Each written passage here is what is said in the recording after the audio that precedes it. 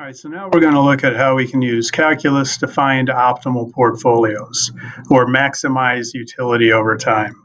So let's say we have a case where we do want to find a maximum. We want to find the value of x star such that this function of x it will be greater than or equal to any other combination or any other value of x. So this is the maximum.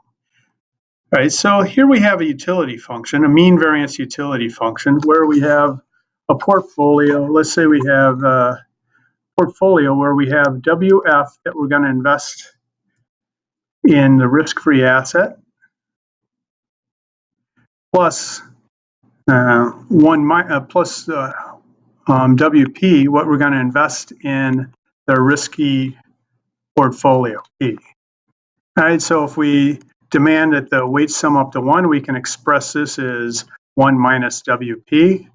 So we can write the expected return of this portfolio as 1 minus WP times the risk-free rate plus WP times expected return.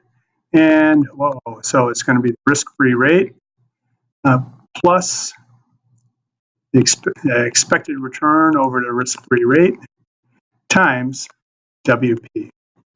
Right, it's the same thing. So this is our exposure to portfolio P, and it turns out if we have the standard deviation of portfolio P, so we're if we have weights along here, as risk goes up, we're going to have some combination there. So this is what our capital allocation line looks like.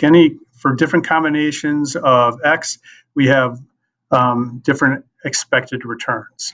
All right, so let's see, for volatility of X, so if we look at the variance of RF plus WP times RP minus RF, hey, the only random variable is that, so the variance is going to be WP squared times the variance of the return, and if we take the square root of that to get standard deviation, we have WP times standard deviation. So our exposure to risk increases with our exposure to portfolio P.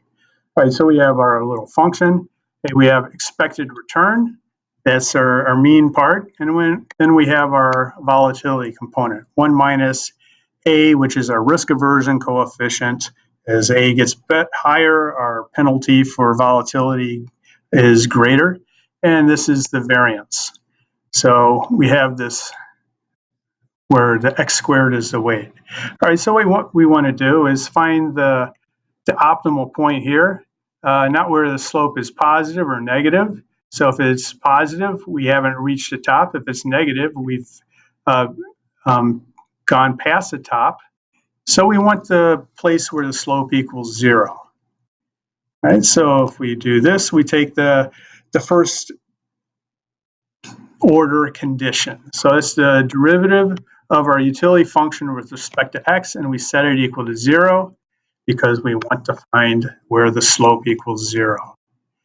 And we refer to this as the necessary condition for x star being a maximizing value. So not all slope 0 x's gives you a maximum or a minimum. So you might have some function that looks like this. Well, here is a kind of slope equals 0, but the maximum is up here. Or you can have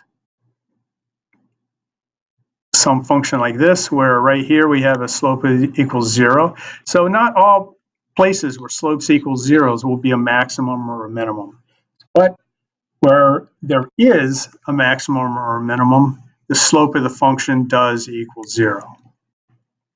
All right, so here's our utility function, and we take the derivative with respect to x. All right, so we have an x there, we have an x there. Take the derivative of this, so we get our risk premium, or the excess return of the portfolio over the risk-free rate. And we have that, the -2, or sorry, I don't know where I got -2. The 2 goes down, cancels out the 1/2.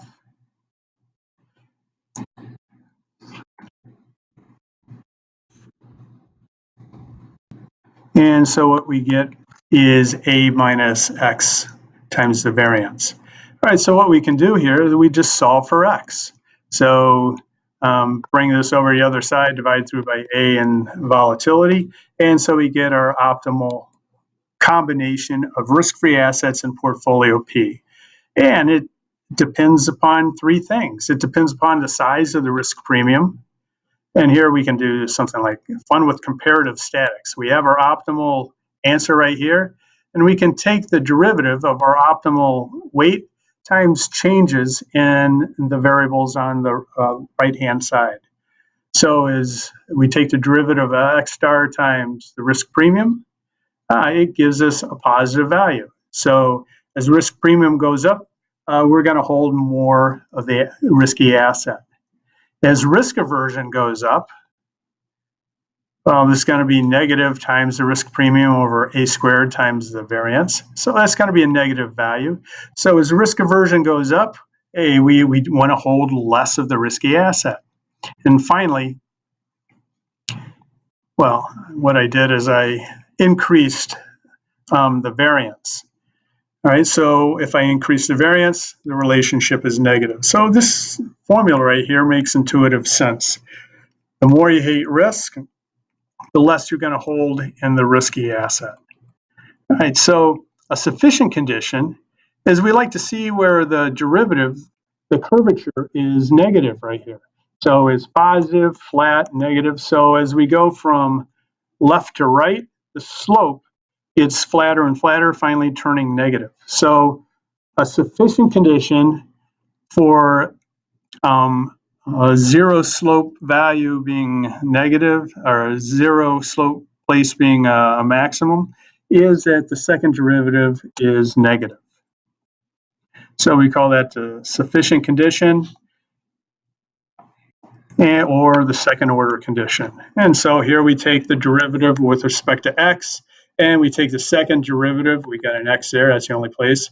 And we get that, which is negative. So ta-da, we do have the condition where a maximum is met.